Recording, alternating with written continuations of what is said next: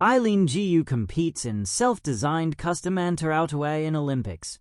Eileen Gu is not only the most decorated freestyle skier in Olympic history, but she is also redefining what it means to merge sport and style on the world stage.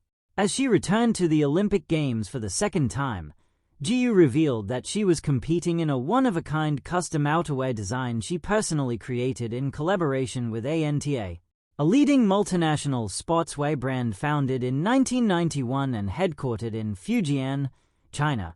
Eileen Gu wears custom Anta outerwear styled by her to compete in Olympics. The custom ski suit features a crisp white base accented with bold cobalt blue detailing and intricate dragon graphics sweeping across the sleeves. The dragon motif is a powerful symbol of strength and heritage. Notably, it adds both cultural depth and striking visual movement to the technical silhouette. It includes precise panels, structured seams, and performance-driven fabrics that ensure the piece meets elite athletic standards. Along with this, it still carries a distinct fashion-forward identity. In a behind-the-scenes TikTok, Gu shared, "Nobody at the Olympics knows I'm competing in custom one-of-one outerwear I designed." This highlighted the personal nature of the look. Subtle gold accents, streamlined zippers, and tailored shaping elevate the suit beyond traditional competition gear. Even the fit feels intentional. It appears to be designed to move seamlessly through her high-impact tricks and landings. She completed the look with a matching blue helmet, performance goggles, and her skis. Beyond the slopes, Gu's influence extends into modeling and global fashion campaigns. This makes her uniquely positioned at the intersection of performance and style. By stepping onto the Olympic stage in a self-designed, custom Anta creation, she establishes her identity as both an elite athlete and creative force. It's not just a uniform. It's a statement of legacy, culture, and evolution. Worn by a champion who continues to push boundaries on and off the snow, the morning of the final run began not with noise, but with fabric. Before the roar of the crowd, before the scrape of skis against packed snow, before the world inhaled in anticipation, Eileen Gu stood alone in the athletes' village holding a jacket in her hands. It was white, but not a flat, obedient white. It shimmered like frost under early sunlight. Silver threads traced the shoulders and sleeves in arcs inspired by calligraphy strokes, flowing and deliberate. Along the cuffs, a faint crimson line curved like a horizon at dusk. The design was hers. The concept, hers. The countless sketches in the margins of notebooks, the swatches of fabric pinned to corkboards, the late-night conversations with Anta's design team, hers. This was not simply outerwear. It was a declaration. When she first began working with Anta, she had insisted on being more than a mannequin for a logo. She wanted to design something that moved the way she moved. Something aerodynamic, but expressive. Protective, but unrestrained. Something that could belong equally on a runway and in a half-pipe suspended between gravity and sky. Clothes should feel like intention, she had said. Now she slipped her arms into the sleeves and felt intention settle across her shoulders. Outside, the Winter Olympics unfurled like a living tapestry of nations. Flags snapped sharply in the cold air. Spectators wrapped in scarves stumped their boots to stay warm. Commentators' voices crackled through speakers, building the mythology of the moment. Somewhere in the distance, the half-pipe stood carved into the snow, an immaculate white corridor waiting for flight. The games had always been about more than medals. They were about narratives, about who you were allowed to be, and how boldly you could be it. Eileen stepped onto the snow and felt the crisp resistance beneath her skis. The cold bit at her cheeks, but inside her custom Anta outerwear, warmth gathered like a quiet confidence. The fabric was featherlight, engineered with layers that trapped heat without trapping movement. She had tested prototypes relentlessly, spinning in wind tunnels, bending into cocks and flips, landing hard and standing up again. She had insisted on reinforced seams at stress points and flexible panels beneath the arms for full rotational freedom. Performance, yes, but also poetry. The jacket's back bore a subtle emblem she had drawn herself, a stylized mountain peak dissolving into a cloud. It symbolized duality, the grounded and the airborne, the rooted and the limitless. It was a nod to her own life lived between cultures, languages, and continents. A reminder that identity, like snow, takes many forms but remains water at its core. As she approached the start gate, the world seemed to sharpen. The halfpipe gleamed like polished marble. Judges sat poised, pens ready, cameras hovered, waiting to capture a moment that would replay across screens from Beijing to Boston, from mountain villages to megacities. She rolled her shoulders, feeling the fabric move with her. No drag, no stiffness, just flow. In that instant, she thought of the sketches she had drawn months before, curved lines mimicking the trajectory of a skier mid-1080, notes scribbled in the margins, windproof but breathable, reflect light like ice crystals, strength without bulk.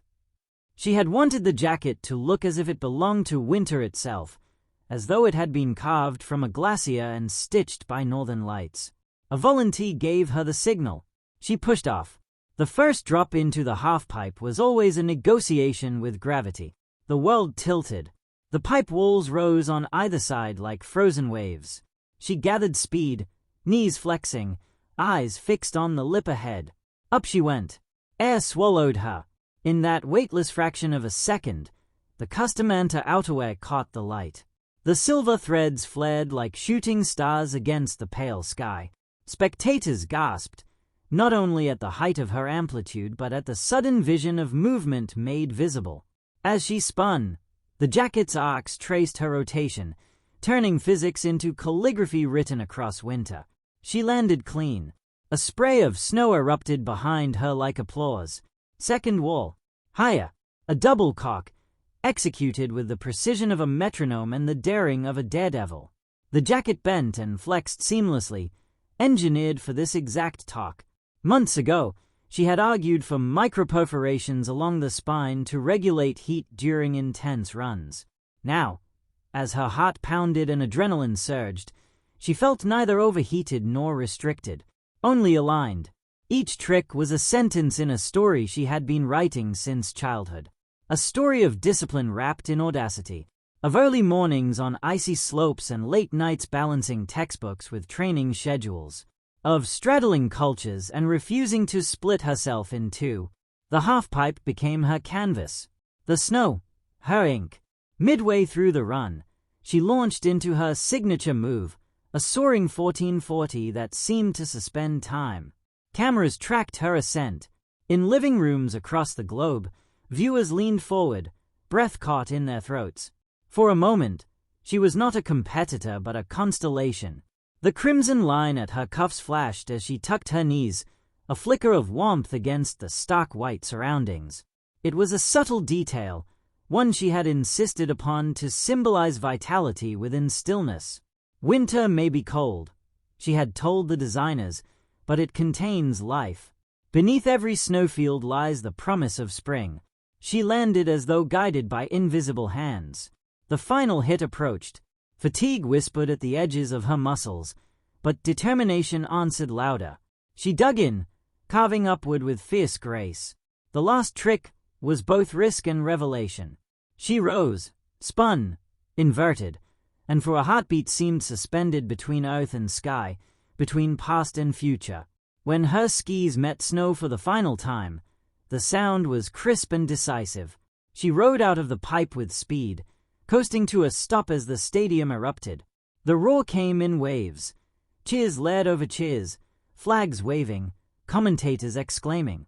She exhaled, breath visible in the cold air, and felt the weight of the moment settle into something softer.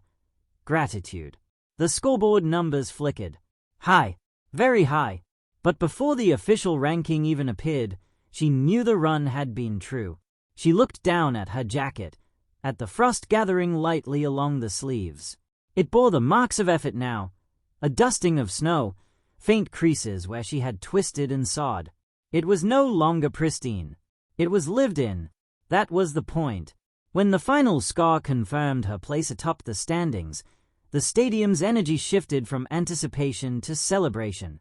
Teammates rushed forward. Cameras crowded close. A microphone hovered near her face. "How does it feel?" someone shouted. She smiled, cheeks flushed from cold and triumph. "It feels," she said carefully, "like flying in something you believe in." Later, on the medal podium, the jacket gleamed beneath the bright ceremony lights. Gold rested at her chest, but the fabric told its own story, a collaboration between athlete and brand, between motion and material.